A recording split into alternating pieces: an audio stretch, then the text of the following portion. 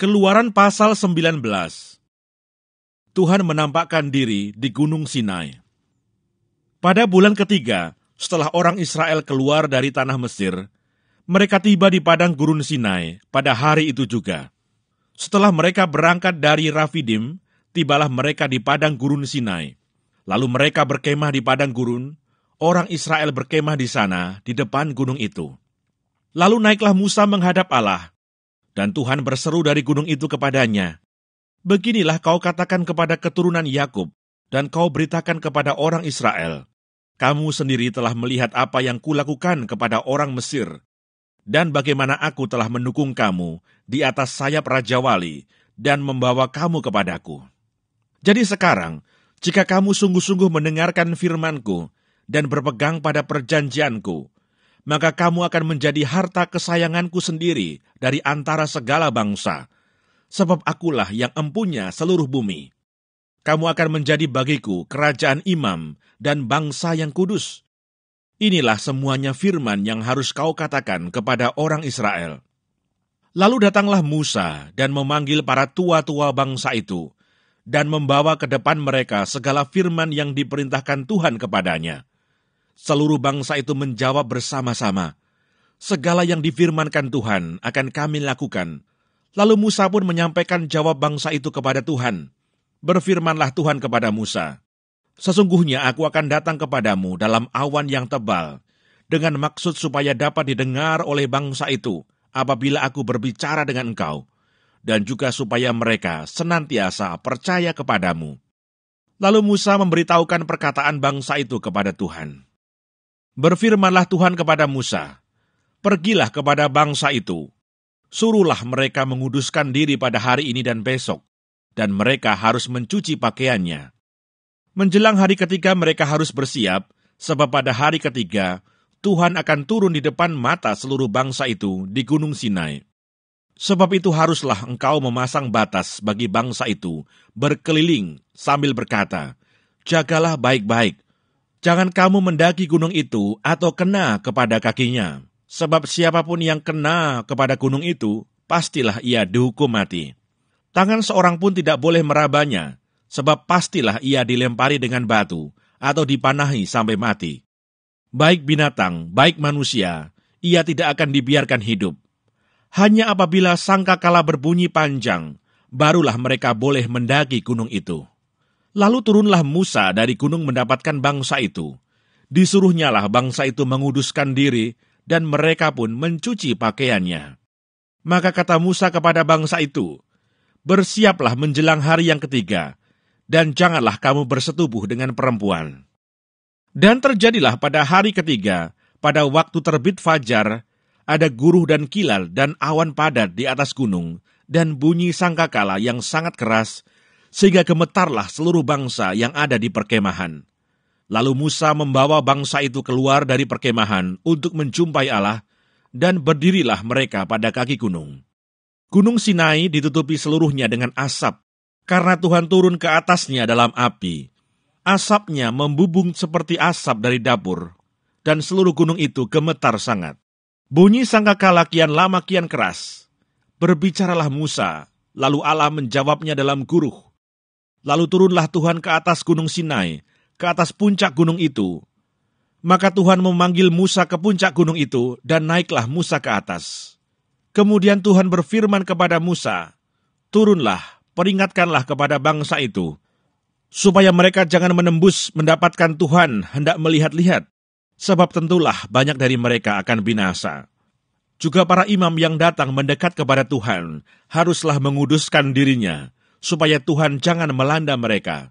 Lalu berkatalah Musa kepada Tuhan, "Tidak akan mungkin bangsa itu mendaki gunung Sinai ini, sebab engkau sendiri telah memperingatkan kepada kami, demikian, pasanglah batas sekeliling gunung itu, dan nyatakanlah itu kudus." Lalu Tuhan berfirman kepadanya, "Pergilah, turunlah, kemudian naiklah pula engkau beserta Harun. Tetapi para imam dan rakyat tidak boleh menembus untuk mendaki menghadap Tuhan, supaya mereka jangan dilandanya."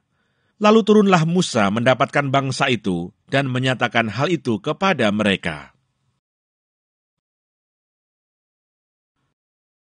Keluaran pasal 20. Ke-10 firman. Lalu Allah mengucapkan segala firman ini, Akulah Tuhan Allahmu yang membawa engkau keluar dari tanah Mesir, dari tempat perbudakan. Jangan ada padamu Allah lain di hadapanku. Jangan membuat bagimu patung yang menyerupai apapun yang ada di langit di atas, atau yang ada di bumi di bawah, atau yang ada di dalam air di bawah bumi. Jangan sujud menyembah kepadanya atau beribadah kepadanya, sebab aku, Tuhan Allahmu, adalah Allah yang cemburu, yang membalaskan kesalahan bapa kepada anak-anaknya, kepada keturunan yang ketiga dan keempat, dari orang-orang yang membenci aku. Tetapi aku menunjukkan kasih setia kepada beribu-ribu orang, yaitu mereka yang mengasihi aku dan yang berpegang pada perintah-perintahku. Jangan menyebut nama Tuhan Allahmu dengan sembarangan, sebab Tuhan akan memandang bersalah orang yang menyebut namanya dengan sembarangan. Ingatlah dan kuduskanlah hari Sabat. 6 hari lamanya engkau akan bekerja dan melakukan segala pekerjaanmu. Tetapi hari ke-7 adalah hari Sabat Tuhan Allahmu, maka jangan melakukan sesuatu pekerjaan. Engkau atau anakmu laki-laki, atau anakmu perempuan, atau hambamu laki-laki, atau hambamu perempuan, atau hewanmu, atau orang asing yang di tempat kediamanmu. Sebab 6 hari lamanya Tuhan menjadikan langit dan bumi, laut dan segala isinya, dan ia berhenti pada hari ke-7. Itulah sebabnya Tuhan memberkati hari Sabat dan menguduskannya. Hormatilah ayahmu dan ibumu, supaya lanjut umurmu di tanah yang diberikan Tuhan Allahmu kepadamu. Jangan membunuh, jangan berzina, jangan mencuri, jangan mengucapkan saksi dusta tentang sesamamu. Jangan mengingini rumah sesamamu. Jangan mengingini istrinya atau hambanya laki-laki, atau hambanya perempuan, atau lembunya, atau keledainya, atau apapun yang dipunyai sesamamu. Orang Israel takut menghadapi kedatangan Tuhan. Seluruh bangsa itu menyaksikan guru mengguntur, kilat sabung menyabung, sangkakala berbunyi, dan gunung berasap. Maka bangsa itu takut dan gemetar, dan mereka berdiri jauh-jauh. Mereka berkata kepada Musa, Engkaulah berbicara dengan kami, maka kami akan mendengarkan. Tetapi janganlah Allah berbicara dengan kami, nanti kami mati. Tetapi Musa berkata kepada bangsa itu, Janganlah takut, sebab Allah telah datang dengan maksud untuk mencoba kamu, dan dengan maksud supaya takut akan Dia ada padamu, agar kamu jangan berbuat dosa. Adapun bangsa itu berdiri jauh-jauh, tetapi Musa pergi mendekati embun yang kelam di mana Allah ada. Peraturan tentang kebaktian. Lalu berfirmanlah Tuhan kepada Musa, Beginilah kau katakan kepada orang Israel, Kamu sendiri telah menyaksikan bahwa aku berbicara dengan kamu dari langit. Janganlah kamu membuat di sampingku Allah perak, juga Allah emas. Janganlah kamu buat bagimu. Kau buatlah bagiku mezbah dari tanah, dan persembahkanlah di atasnya korban bakaranmu dan korban keselamatanmu, kambing dombamu dan lembu sapimu. Pada setiap tempat yang kutentukan menjadi tempat peringatan bagi namaku, aku akan datang kepadamu dan memberkati engkau. Tetapi jika engkau membuat bagiku mezbah dari batu, maka jangan engkau mendirikannya dari batu pahat, sebab apabila engkau mengerjakannya dengan beliung, maka engkau melanggar kekudusannya. Juga jangan engkau naik tangga ke atas ke mezbahku, supaya auratmu jangan kelihatan di atasnya.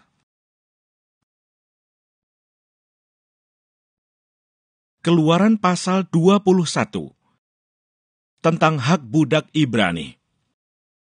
Inilah peraturan-peraturan yang harus kau bawa ke depan mereka. Apabila engkau membeli seorang budak Ibrani, maka haruslah ia bekerja padamu 6 tahun lamanya. Tetapi pada tahun yang ke-7, ia diizinkan keluar sebagai orang merdeka, dengan tidak membayar tebusan apa-apa. Jika ia datang seorang diri saja, maka keluar pun ia seorang diri. Jika ia mempunyai istri, maka istrinya itu diizinkan keluar bersama-sama dengan dia. Jika tuannya memberikan kepadanya seorang istri dan perempuan itu melahirkan anak-anak lelaki atau perempuan, maka perempuan itu dengan anak-anaknya tetap menjadi kepunyaan tuannya. dan budak laki-laki itu harus keluar seorang diri. Tetapi jika budak itu dengan sungguh-sungguh berkata, "Aku cinta kepada tuanku, kepada istriku, dan kepada anak-anakku. Aku tidak mau keluar sebagai orang merdeka," maka haruslah tuannya itu membawanya menghadap Allah, lalu membawanya ke pintu atau ke tiang pintu, dan tuannya itu menusuk telinganya dengan penusuk, dan budak itu bekerja pada tuannya untuk seumur hidup. Apabila ada seorang menjual anaknya yang perempuan sebagai budak, maka perempuan itu tidak boleh keluar seperti cara budak-budak lelaki keluar. Jika perempuan itu tidak disukai tuannya yang telah menyediakannya bagi dirinya sendiri, maka haruslah tuannya itu mengizinkan ia ditebus. Tuannya itu tidak berhak untuk menjualnya kepada bangsa asing, karena ia memungkiri janjinya kepada perempuan itu. Jika tuannya itu menyediakannya bagi anaknya laki-laki, maka haruslah tuannya itu memperlakukannya seperti anak-anak perempuan berhak diperlakukan. Jika tuannya itu mengambil perempuan lain, ia tidak boleh mengurangi makanan perempuan itu, pakaiannya, dan persetubuhan dengan dia. Jika tuannya itu tidak melakukan ketiga hal itu kepadanya, maka perempuan itu harus diizinkan keluar dengan tidak membayar uang tebusan apa-apa. Peraturan tentang jaminan nyawa sesama manusia. Siapa yang memukul seseorang sehingga mati, pastilah ia dihukum mati. Tetapi jika pembunuhan itu tidak disengaja, melainkan tangannya ditentukan Allah melakukan itu, maka aku akan menunjukkan bagimu suatu tempat kemana ia dapat lari. Tetapi apabila seseorang berlaku angkara terhadap sesamanya, hingga ia membunuhnya dengan tipu daya, maka engkau harus mengambil orang itu dari mezbahku, supaya ia mati dibunuh. Siapa yang memukul ayahnya atau ibunya, pastilah ia dihukum mati. Siapa yang menculik seorang manusia, baik ia telah menjualnya, baik orang itu masih terdapat padanya, ia pasti dihukum mati. Siapa yang mengutuki ayahnya atau ibunya, ia pasti dihukum mati. Apabila ada orang bertengkar dan yang seorang memukul yang lain dengan batu atau dengan tinjunya, sehingga yang lain itu memang tidak mati, tetapi terpaksa berbaring di tempat tidur, maka orang yang memukul itu bebas dari hukuman.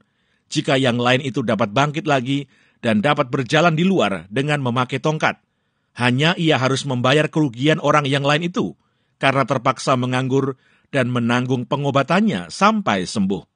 Apabila seseorang memukul budaknya laki-laki atau perempuan dengan tongkat, sehingga mati karena pukulan itu, pastilah budak itu dibalaskan.